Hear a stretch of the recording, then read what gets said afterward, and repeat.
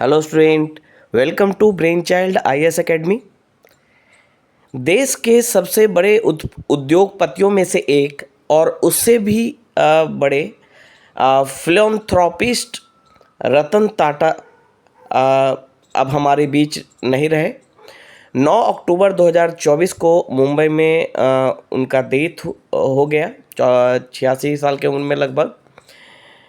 तो उनका जन्म 28 दिसंबर 1937 हुआ था। वो टाटा ग्रुप के चेयरमैन रह चुके थे। तो इनके बारे में कुछ इम्पॉर्टेंट जो इन्फॉर्मेशन है, कुछ बातें हैं, वो हम यहाँ पे डिस्कस करेंगे।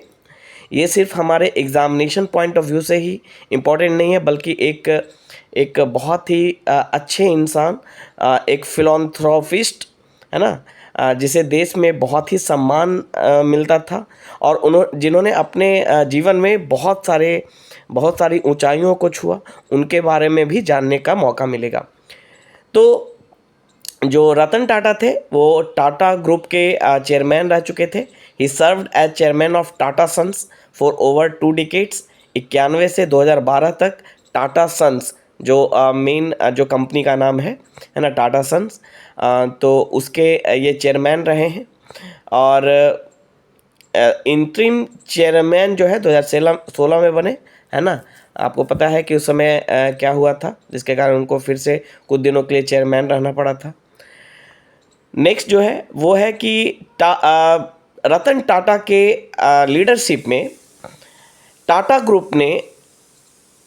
ग्रुप का एक ग्लोबल एक्सपेंशन हुआ, यानी ग्लोबल प्रेजेंस हुआ लगभग 100 कंट्रीज़। और टाटा ग्रुप ने 165 बिलियन डॉलर की रेवेन्यू जनरेट की, है ना, all over the world for the year ending मार्च 2024। मार्च 2024 में जो ईयर एंड हुआ, जो फाइनेंशियल ईयर, यानी 1 अप्रैल 2023 से लेकर मार्च 2024 में जो एंड हुआ फाइनेंशियल ईयर, उसमें टाटा ग्रुप ने 165 बिलियन डॉलर रेवेन्यू जनरेट किया। और ये रतन टाटा के द्वारा जो मजबूत आधार बनाया गया था टाटा ग्रुप का, उसका ही ये परिणाम था।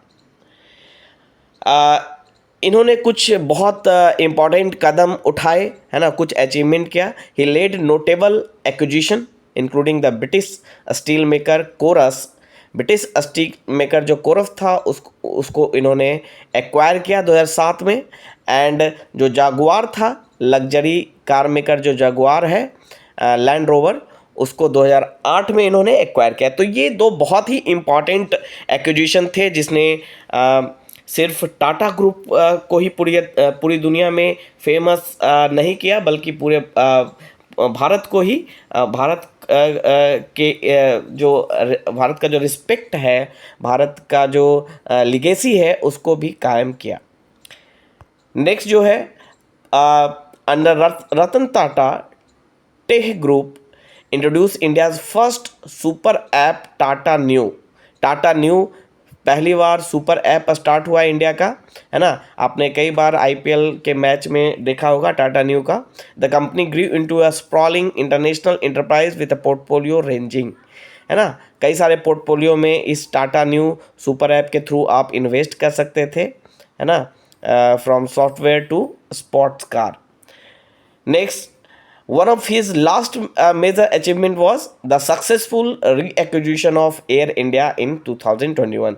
इसकी भी कहानी बहुत ही इंटरेस्टिंग है। शुरुआत में टाटा ग्रुप ने ही एयर इंडिया की शुरुआत की थी, बाद में इसका नेशनलाइजेशन कर दिया गया और 2021 में टाटा ग्रुप ने ही फिर से इसे रीएक्वायर कर लिया, है ना, restoring it to the Tata Group nearly 90 years after it was nationalized। 90 साल के बाद टाटा ग्रुप ने, तो ये भी एक अचीवमेंट में आता है ना।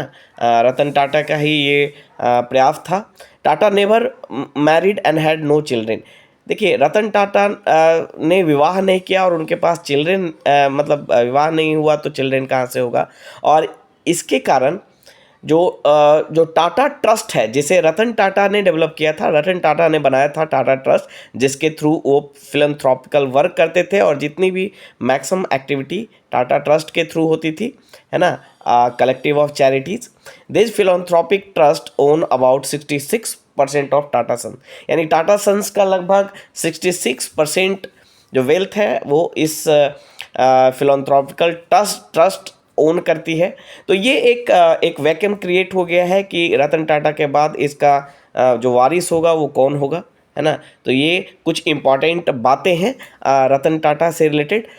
तो एक देश ने एक बहुत बड़े फिलंथ्रोपिस्ट, एक बहुत बड़े इंडस्ट्रियलिस्ट और एक बहुत बड़े विजनरी और एक बहुत बड़े लीडर को खो दिया है। तो पूरा देश इस शोक में है ना।